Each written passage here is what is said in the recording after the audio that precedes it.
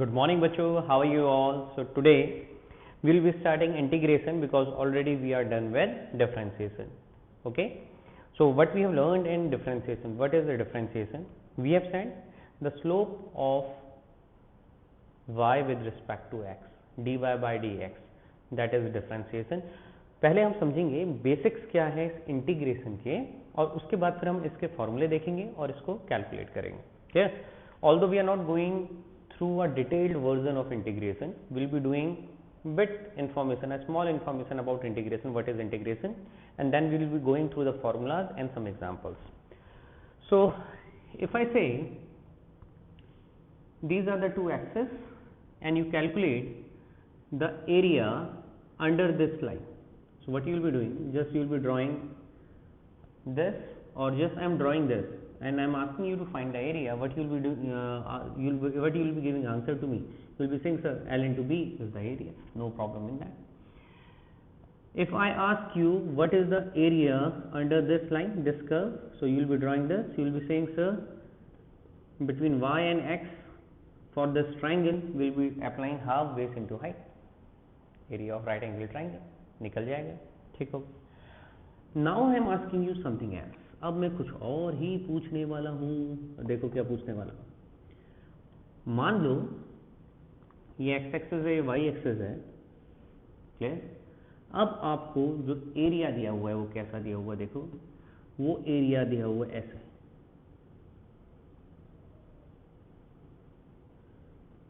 ये ऐसे मान लो कुछ यहां तक, फिर यहां से हमने एक स्ट्रेट लाइन डाली ऐसे. इसका एरिया निकालना है. अब इसका एरिया कैसे निकालोगे? अभी तक तो ठीक था, हमने डायरेक्टली निकाल दिया.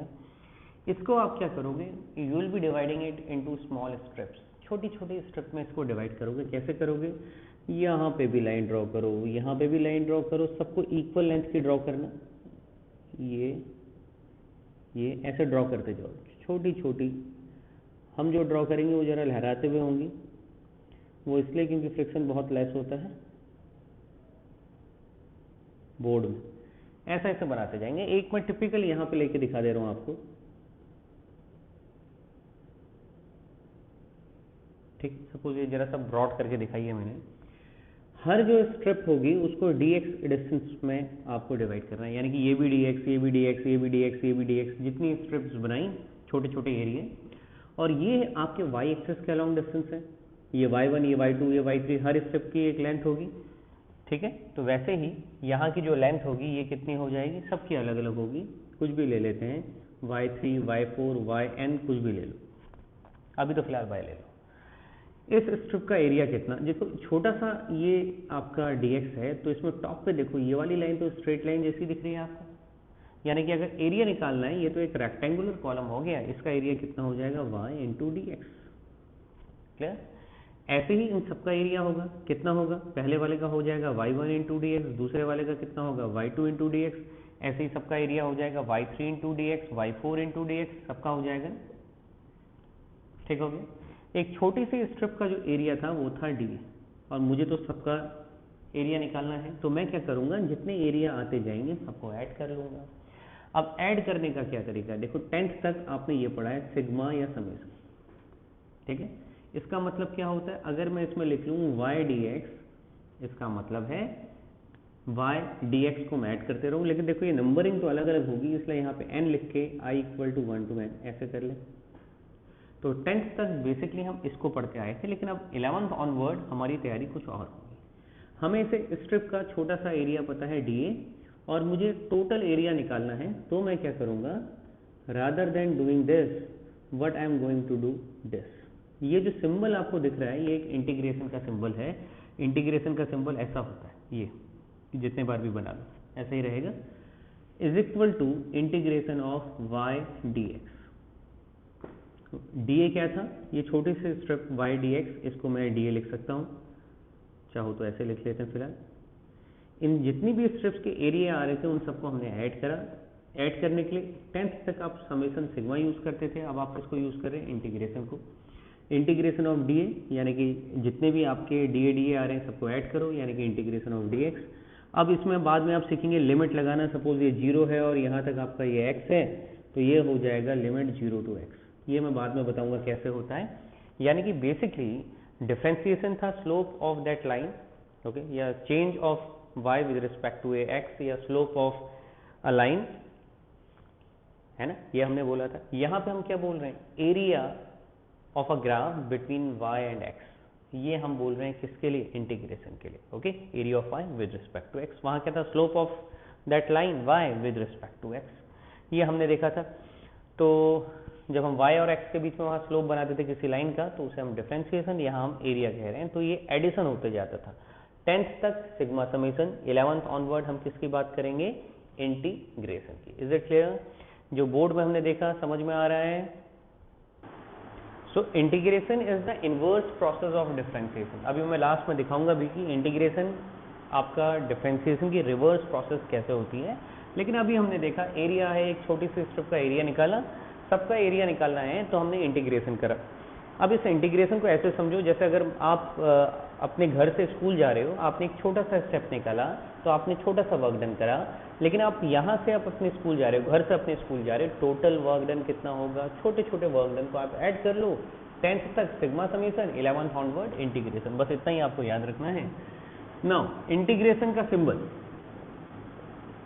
सिंबल क्या होगा इंटीग्रेशन का, ये, ठीक है, ये बनाया हमने, जरा सामने स्नेक टाइप का बना दिया, और इसके साथ या तो ये आएगा, ये कुछ भी आ सकता है, dt या dz।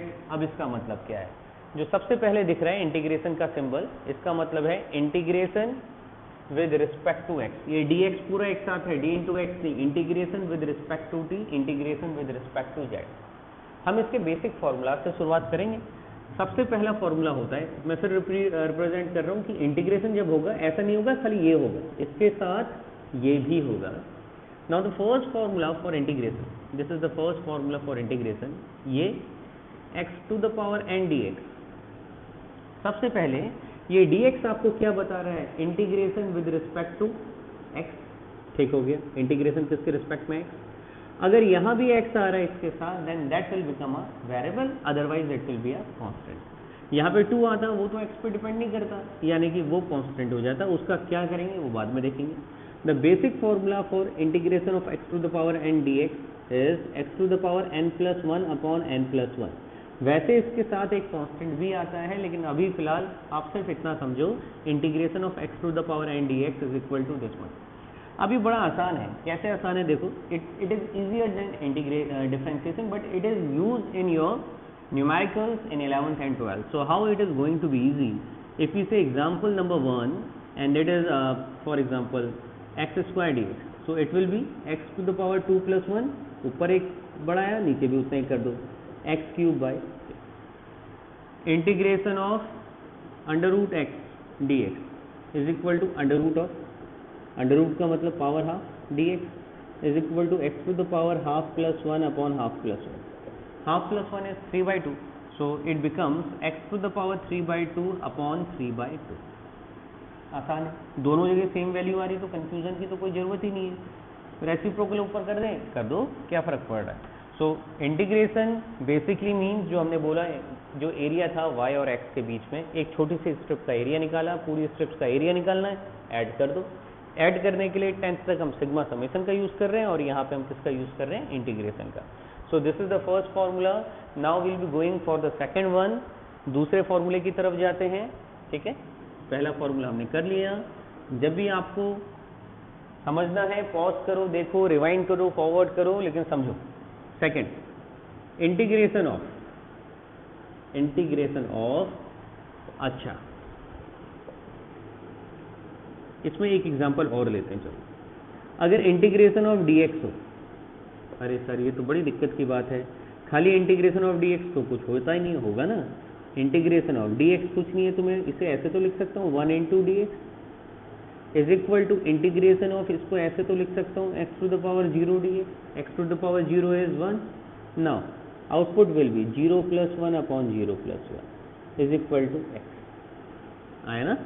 इंटीग्रेशन ऑफ dx जैसे x होता है, इंटीग्रेशन ऑफ dt कितना हो जाएगा t, इंटीग्रेशन ऑफ dz कितना हो जाएगा z। यानी कि dx का मतलब छोटी छोटी छोटी छोटी distance, dx means small distance, उनको ऐड करते जाओ तो आपको एक बड़ी डिस्टेंस मिल जाएगी, छोटे छोटे टाइम को ऐड करते जाओ बड़ा टाइम मिल जाएगा। तो ये आपका पहले ही के एग्जाम्पल हमने देखे हैं, तो 2-3 पहले एग्जाम्पल देख लिया, एक एग्जाम्पल ये भी देख लिया। नाउ द नेक्स्ट वन, ये तो हमने कर लिया। अब अगला फॉर्मूला, नेक्स्ट सेकंड फॉर्मूला, अगर मान लीजिए आपका इसमें कांस्टेंट भी आ जाए तो क्या होगा, कांस्टेंट आ जाए तो क्या होगा। यहाँ पे ये जीरो नहीं होता, ये तो हमें समझ में आ गया, क्योंकि वहाँ कांस्टेंट होता था डिफरेंशिएशन में जीरो हो जाता था। यहाँ पे पावर बढ़ ही रही है, कम नहीं हो रही है ना। यहाँ पे देखो पावर बढ़ते जा रही है, वहाँ पावर डिक्रीज हो रही थी, यहाँ पावर इंक्रीज हो रही थी। तभी मैंने बोला these are the inverse process of each other. अगर यहाँ कांस्टेंट और x to the power n dx आ जाए तो क्या होगा। कांस्टेंट को निकाल के बाहर फेंक दो, जैसे वहाँ फेंक रहे थे, तो ये कितना हो जाएगा c x to the power n dx, और इसे फर्दर आप सॉल्व करते जाओ। जैसे इंटीग्रेशन ऑफ 2x² dx हमेशा होगा, मतलब dx भी हो सकता है, t भी, वो डिपेंड करता है, इक्वल टू 2 बाहर आ गया, integration of x² dx is equal to 2, ये हो गया x³ 3। इसको आप सॉल्व कर लीजिए, ठीक हो गया। कुछ और एग्जांपल ले लो। 99x टू द पावर 99, ये ज़्यादा हो जाएगा, 100 dx, 99 बाहर आया, x to the power 100 dx। अगर ये वाला टर्म ऐसा कुछ है, x पे है, तो इसे अंदर रखेंगे, वरना बाहर ले जाएंगे। 99 ये कितना हो जाएगा, 101 अपॉन 101। क्यों सॉल्व करा, x to the power n+1 upon n+1, ठीक हो गया। सॉल्व नहीं कर रहे हैं, we are not doing algebra, we are doing what, integration. तो just we will be putting the value, that's it. उसके बाद आप सॉल्व करना चाहें, आपकी मर्जी है। तो ये तो थे 2 फॉर्मूले जो हमने बताए। Now will be heading toward the next one. इतना कर लिया ना। अब अगर चेन रूल, तीसरा फॉर्मूला, जैसे हमने वहां कहा था u + v + w और dx, डिफरेंशिएशन किसके रिस्पेक्ट में करना है, x के रिस्पेक्ट में नहीं, इंटीग्रेशन आपको किसके रिस्पेक्ट में करना है, x के रिस्पेक्ट में, क्योंकि इंटीग्रेशन का सिंबल है। अब जैसे हम बचपन से करते आए हैं, जो भी ब्रैकेट के बाहर हो अंदर ले जाओ, तो इसको हम कैसे लिखेंगे, equal to u dx plus integration of v dx plus integration of w dx। Example, बिना इसके तो हमें समझ में आती नहीं चीज़ें, मतलब आपको क्या, मुझे भी, जब मैं भी पढ़ूंगा तो एग्जाम्पल पक्का पढ़ूंगा, अदरवाइज मुझे भी दिक्कत होगी। x² + x+1 dx करो, फिर x² dx plus x dx plus dx, यही हुआ। x² x to the power 1 तो 2, x टू द पावर 2 + 1 अपॉन 2 + 1 plus x to the power कितना 1, 1 + 1 अपॉन 1 + 1। dx का इंटीग्रेशन तो हमने पहले ही देख लिया, वो कितना होता है, x होता है। नहीं देखा तो एक बार फिर देख लेना। तो कितना कितना और ये भी कितना, तो ये हो गया इसका आंसर, ठीक हो गया। तो इंटीग्रेशन में नंबर ऑफ फार्मूलाज जो नॉर्मल वाले हैं वो बहुत कम होते हैं, ऐसा नहीं कि बहुत ज़्यादा फार्मूलाज आपको देखेंगे। इसके बाद जो दिखेंगे वो स्पेशल फंक्शन के देखेंगे, जैसे sin x, cos x, tan x, e to the power x, there will be number of formulas, but that formula that you will be seeing now, they are special formulas. So now how we are going to solve them, that I will be telling you. Now see some formulas are written in front of you, और ये formulas में सबसे बड़ी दिक्कत होती है इनको याद कैसे करें। सर बाकी तो सब ठीक है, इतने सारे फार्मूला, ट्रिग्नोमेट्री में फार्मूले, डिफरेंशिएशन में, इंटीग्रेशन में। तो मैंने आपको शुरू से एक चीज़ बोली जो मैं आज पढ़ा रहा हूँ, integration is the reverse of differentiation, ठीक है। अब आप याद करो, हमने यहाँ पे इस फॉर्मूले के लिए, इसको नंबर देते हैं 11, इस फॉर्मूले के लिए, अभी ये आप तो सिर्फ फॉर्मूले लिखेंगे, मैं बस रिमाइंड कराने के लिए लिख रहा हूँ। हमने लिखा था log x, जब हम डिफरेंशिएशन कर रहे थे d/dx of log of x is equal to 1/x। उल्टा कर दो, 1/x का इंटीग्रेशन कितना आ गया, log x। यानी कि जो डिफरेंशिएशन का आउटपुट होता था उसको अगर आप इंटीग्रेट करेंगे तो जो आपका डेरिवेटिव, जो आपको डिफरेंशिएट करना होता था, आपका वही रिजल्ट आएगा। जैसे डिफरेंशिएशन ऑफ sin x क्या होता था, cos x, यानी कि जब हम cos x का इंटीग्रेशन करेंगे तो जिसका हम डिफरेंशिएशन कर रहे थे वही आउटपुट आएगा। तो cos x का इंटीग्रेशन cos x dx कितना हो जाएगा sin x। देखो वही आ रहा है, नहीं आ रहा है, वही आ रहा है। e टू द पावर में तो कोई चेंज आएगा नहीं, डिफरेंशिएशन में भी यही था तो इंटीग्रेशन में भी यही होगा। अगला cos x dx तो हमारा हो गया, sin x का माइनस cos x क्यों आया? देखो d by D x of cos x होता था माइनस ऑफ sin x, ठीक है। तो जब आप sin x का इंटीग्रेशन करेंगे ये माइनस साइन तो यहाँ पर चले जाएगा, तो क्या आएगा माइनस ऑफ cos x। तो आउटपुट कितना आया sin x dx का माइनस ऑफ cos x। यानी कि जो भी आपका आउटपुट आ रहा था डिफरेंशिएशन में उसमें आप इंटीग्रेशन का साइन dx लगा दो और जिसको आप डिफरेंशिएशन कर रहे थे वो आपका आउटपुट आ जाएगा। इससे फायदा क्या होगा, आपको दो बार फॉर्मूले रटने की जरूरत नहीं पड़ेगी। देखो tan x का डिफरेंशिएशन कितना था sec स्क्वायर x dx का इंटीग्रेशन कितना हो गया tan x, रिवर्स प्रोसेस। तो जितने भी फॉर्मूला हैं वो इसके रिवर्स प्रोसेस ही हैं। इवन जो हमने पहले पढ़े, अगर मैं इसको इरेज भी कर दूं आप इनको लिख लीजिएगा, सारे फॉर्मूलाज आपके सामने हैं जो हमने शुरुआत में करे। अगर suppose x square D x का आप कहो मेरे से इंटीग्रेशन करो तो कितना आएगा 2 + 1 3 अपॉन 2 + 1 3। अब मैं इस आउटपुट को डिफरेंशिएट करके देखता हूँ कि क्या ये आएगा नहीं आएगा। अगर आएगा तो हमारा इनवर्स प्रोसेस, तो D by D x of x³ 3, ठीक है। तो ये कितना हो जाएगा 1/3, कांस्टेंट है बाहर आया, और d बाई डी एक्स किसका हो जाएगा x³ का 1/3, x³ का डिफरेंशिएशन कितना हो जाएगा इंटू 3 नीचे आया ग्राउंड में आ गए, और यहाँ पावर कितनी होती थी 3 - 1, 3 से 3 कैंसिल, और ये कितना आ गया x²।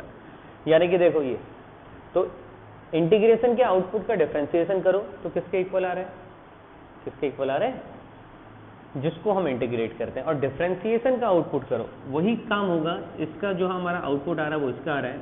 अब सपोज डिफरेंशिएशन ऑफ x² तो ये कितना हो जाएगा 2x, तो इधर आया x⁻² - 1 यानी कि कितना 2x।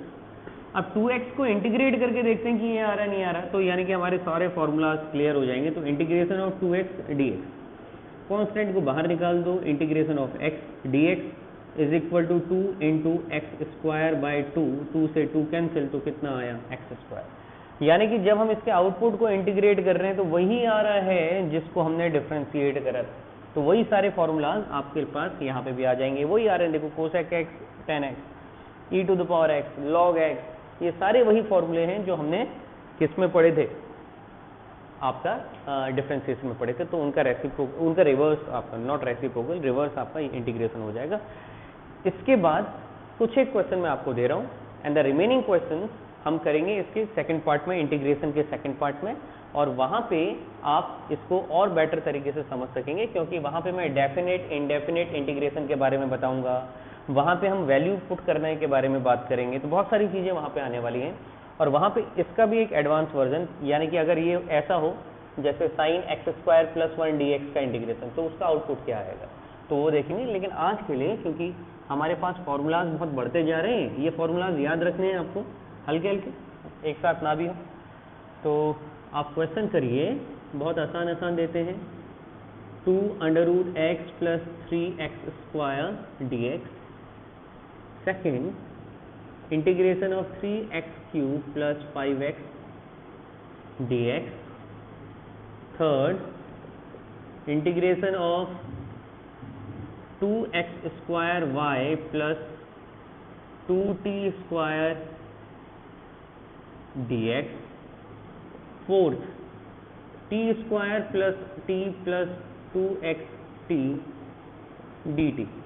ओनली 4 क्वेश्चन, ये बहुत बेसिक से इंटीग्रेशन है और सबको आ जाएगा। और जब हमें आंसर आता है, जब हम न्यूमेरिकल सॉल्व करते हैं तो हमारा कॉन्फिडेंस बढ़ता है, बिलीव मी ऐसा जरूर होगा। जब ये 4 कर लोगे तब हम कल आएंगे, कल हम इसका सेकंड पार्ट करेंगे और आपका ये सारा इजी हो जाएगा, ठीक है। So that's all for today, we meet back again tomorrow, is it fine? Okay.